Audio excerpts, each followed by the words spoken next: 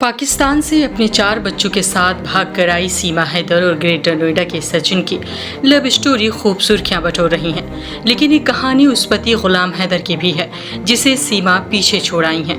गुलाम का दावा है कि सीमा ने कुछ महीने पहले उनसे 3 लाख रुपए लिए थे। भारत आने से पहले उधार में 70,000 का फोन भी लिया। उस पर पाकिस्तान के बैंक में लाखों रुपए का लोन है। उधर सऊदी अरब में रह रहे गुलाम हैदर ने सीमा से अपनी शादी की न सिर्फ कहानी सुनाई है बल्कि कानूनी दस्तावेज भी शेयर किए। कोर्ट के मैरिज सर्टिफिकेट के अलावा एक एफिडेविट भी है। इस एफिडेविट में सीमा ने घर से भागकर गुलाम से शादी करने की बात को बोली है। साथ ही अपने अब्बू अम्मी को लालची बताया है। एफिडेविट में लिखा है, मैं सीमा रजा, गुलाम रजा की बेटी, मेरी जाति रिंद है, उम्र 19 से 20 साल। मैं मूल रूप से जिला खैरपुर तालुका कोट दिजी गांव रिंद की रहने वाली हूँ। 10 दिन पहले मैंने अपने अब्बू अम्मी का घर छोड़ दिया। वजह, मेरे माँ बाप बेहद लालची हैं। जबरदस्ती मेरा निकाह ऐसे लड़के से करना चाहते थे जो बिगड़ा हुआ और लोफर है। अब्बू अम्मी का घर छोड़कर 10 दिन पहले मैं जिला जैकोबाबाद तालुका गढ़ी खैरो के अमीर जान जाखरानी के घर आ गई। यहाँ मैंने अमीर जान के बेटे गुलाम हैदर से कॉन्ट्रैक्ट मैरिज की है। मैं कसम खाती हूँ कि एफिडेविट मैंने बिना किसी दबाव या डर में लिखा है। इस पर गुलाम हैदर और सीमा रजा दोनों के साइन हैं। इसी बीच गुलाम हैदर ने कहा कि मैं अपने बच्चे और बीबी वापस लेकर रहूंगा। इसके लिए पाकिस्तान के वजीर आजम से गुहार लगाऊंगा। जरूरत पड़ी तो भारत जाऊंगा। गुलाम अपनी लव स्टोरी सुनाते हुए बताते हैं, हम दोनों बलोच थे, लेकिन सीमा रिंद कबीले की हैं और मैं जाखरानी कबीले का। हमारे परिवार लव मैरिज को लेकर सख्त है। मैंने उससे कहा, तो मुझे जेल भेजोगी? उसने कहा, मैं वापस नहीं जाऊंगी, तुम्हारे साथ ही जीऊंगी, मरूंगी।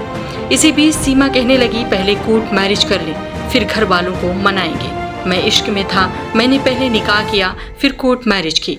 निकाह के 2-3 महीने बाद ही सीमा ने मुझसे कराची में रहने के लिए कहा। मैं अपना परिवार छोड़ कराची आ गया। मैं वहाँ रिक्शा चलाता था। हमारे 3 बच्चे हो गए, चौथा होने वाला था। सीमा ने कहा, इन बच्चों की तालीम के लिए और कमाना पड़ेगा। मैंने बंदोबस्त किया और 3 साल पहले मैं सऊदी आ गया। यहाँ भी मैं मेहनत मजदूरी करता हूँ। गुलाम हैदर का आरोप है कि सीमा ने उनसे 10 मार्च को ही 3 लाख रुपए लिए थे।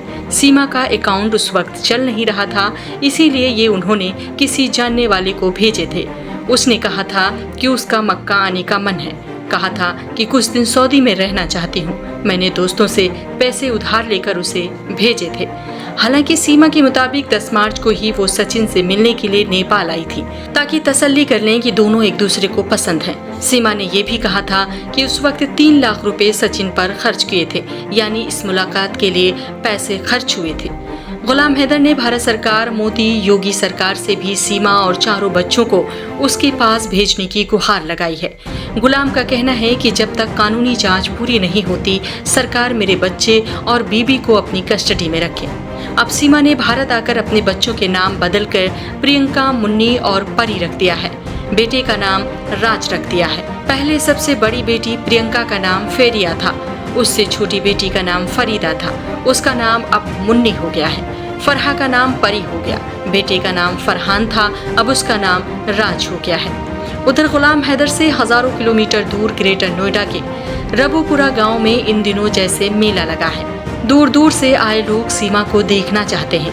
कोई इसे फिल्मी प्रेम कहानी कह रहा है तो कोई दुश्मन देश की साजिश। उधर सचिन की मां 3 पोतियों और 1 पोते पर प्यार उड़ेल रही हैं। सीमा ने पहले पति का नाम हटाकर अब नाम सीमा सचिन रख लिया है। 2 महीने से भी कम समय में उन पर हिंदुस्तानी रंग चढ़ चुका है। वे मोहल्ले की औरतों से पाकिस्तानी तहजीब के साथ नहीं बल्कि हिंदुस्तानी संस्कारों के साथ मिल रही हैं। आदाब या सलाम नहीं बल्कि पैर छू छू कर प्रणाम कर रही हैं। मोहल्ले की औरतें भी खुश हैं। मांग में सिंदूर, हाथों में चूड़ी और रहन सहन में हिंदुस्तानी संस्कार देखकर पहली नजर में सीमा को पाकिस्तानी कहना मुश्किल होगा। वैसे सचिन परचून की दुकान में काम करते हैं। उनकी तनख्वाह 8 से 10 हजार रुपए है।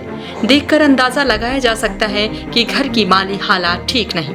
आगे सीमा का कहना है कि अब जल्द ही सीमा सचिन नाम से सोशल मीडिया अकाउंट बनाऊंगी और पब्लिक करूंगी। सीमा बताती हैं, मैंने मन बना लिया था कि मैं भारत आऊंगी और शादी करूंगी। मैंने पहले भारत का वीजा ट्राई किया, फिर दूसरा रास्ता तलाशा, नेपाल से होकर भारत पहुंचने का।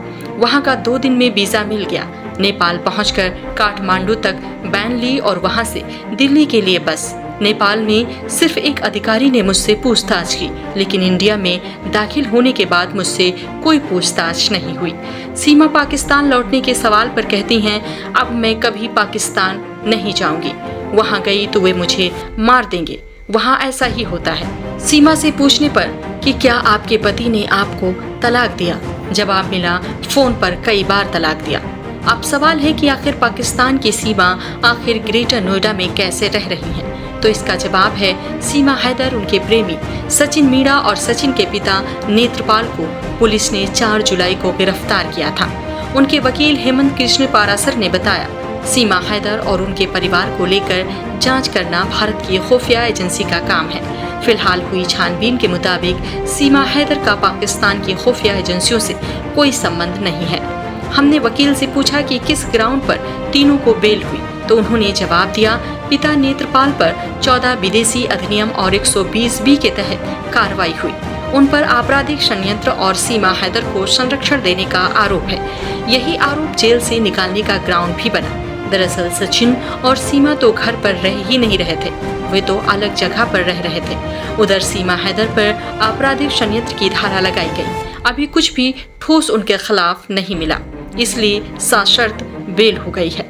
बचे सचिन तो उनके खिलाफ आपराधिक षड्यंत्र और सीमा को संरक्षण देने का आरोप है। अब तक कुछ भी संदेहास्पद नहीं मिला है, इसीलिए उनकी भी बेल हो गई। जब तक जांच चल रही है तब तक तीनों में से कोई भी कस्बे से बाहर नहीं जाएगा। घर का पता अगर बदला गया तो उसकी पुलिस में सूचना देनी होगी। तो ये थी सीमा सचिन की कहानी। इसे आप शेयर करेंगे ऐसी हमें उम्मीद है। आप देख रहे थे द दस्तक 24 का डिजिटल नेटवर्क। शुक्रिया।